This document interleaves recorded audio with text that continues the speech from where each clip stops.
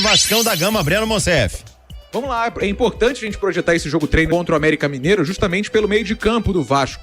Sem o Payet lesionado, o Galdames também não fica à disposição porque vai ser poupado na parte física. Então há uma curiosidade muito grande, nossa, de como que o Ramon Dias vai montar esse meio de campo do Vasco, se ele vai mudar a forma do Vasco jogar.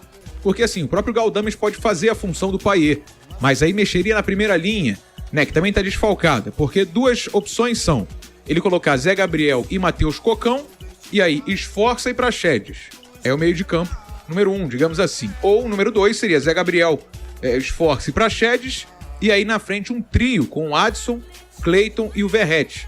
Então, assim, seria uma mudança na forma do Vasco jogar. São projeções que a gente faz, né? Quem vai decidir, é claro, vai ser o Ramon. Com o Galdames à disposição, seria um meio de campo com Zé Gabriel, Esforça, Galdames e Praxedes, né?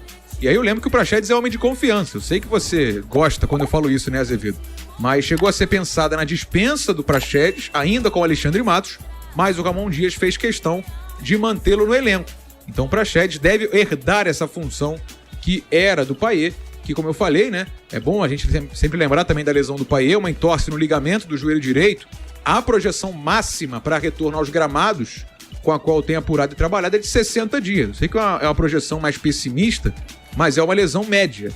Então, assim, 4 semanas, pelo metabolismo do atleta, o Payet deve voltar já a treinar com bola. Ou seja, aí coloca aí mais 10 dias, tal, chegamos perto daqueles 45 dias que eu coloquei de média.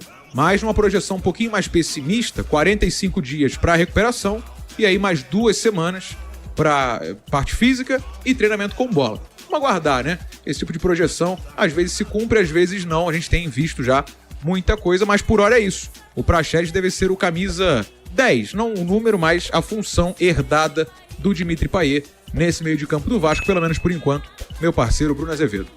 Irmão, Quer que eu fale o quê? esconderam o Praxedes no elenco. Aí lesionou o Paulinho, lesionou o Jair, lesionou o Payet. Uma hora o Praxedes ia aparecer. Tem jeito. Ó, eu vou te falar, irmão.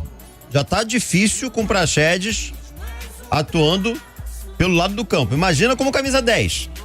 Torcer pra essa redenção do rapaz, né? Porque eu não acredito também tanto nisso. Rapaz, eu vou te falar, viu? Camisa 10. Quem já vestiu essa camisa aí, Azevedo? Uma galera mais ou menos, Roberto Se Dinamite. serve de consolação, Edmundo. a 10 efetivamente ele não vai vestir. Se serve de consolação, ele vai exercer a função. Eu fico imaginando agora, né? Ninguém mais usa 10. O saudoso Roberto, tadinho, ele não ia acreditar no que ele tava ouvindo, né? E Edmundo, já imaginou Edmundo agora? Rapaz. Pistola, né? Cara, não dá, né? Não dá, sinceramente, com todo respeito ao profissional, Praxedes é um profissional, né? A culpa não é dele, é culpa de quem contrata, entendeu? Cara, e o Ramon pedindo a permanência dele, isso tem que ser dito.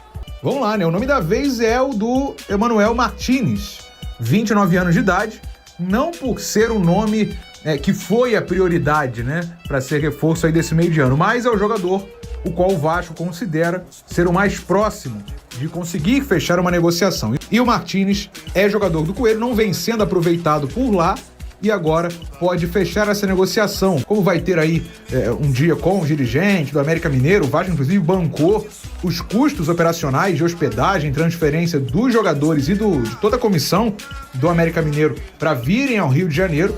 Então o Vasco que convidou e está bancando essa vinda. E aí espera, nesse meio tempo, conseguir fechar a negociação. Nessa semana eu até expliquei isso aqui, porque além do nome do Martínez, surgiu também o nome do Martim Benítez, né, que jogou no Vasco também. E foi justamente isso, porque o Vasco conversou com o Coelho, buscando aí um jogo-treino para fechar esse calendário, entre aspas, né, de período aí de intertemporada, 100 jogos, foram 3 jogos-treino, como de amanhã, vão ser 3, né, melhor dizendo, teve Olaria, teve Volta Redonda. E aí no meio dessas conversas surgiram essas oportunidades, o Vasco buscando nomes, tentando não utilizar verbas extras vindas da 777, apesar de que a gente já explicou isso aqui, o Vasco nessa primeira janela praticamente ficou no 0-0 entre vendas e contratações, mas aí é uma questão que está em contrato, né? Os investimentos da 777. E aí por isso o Vasco está buscando as tais oportunidades de mercado. O Emanuel Martínez seria um bom nome, não tô avaliando tecnicamente não, tá? Isso aí fica para vocês, tô falando por esse cenário que o Vasco considera bom, de não ter que bancar algo a mais, poderia até vir por empréstimo, enfim. Até porque outros nomes como o do Marlon Freitas têm a negociação emperrada. O Vasco ofereceu inicialmente 2 milhões de euros, o Botafogo só aceitaria conversar por 3 milhões de euros ou a partir disso, até porque queria 5 milhões. Então, assim, são números que, nesse momento, o Vasco não tem à disposição. 5 milhões de euros. Mas poderia até chegar a 3 numa negociação envolvendo outros atletas. Não sei, aí não é comigo, né?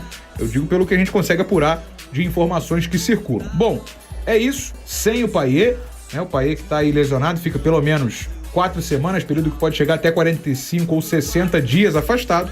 E no meio disso, podendo fechar a negociação pelo Emanuel Martínez, meu parceiro Bruno Cantarelli.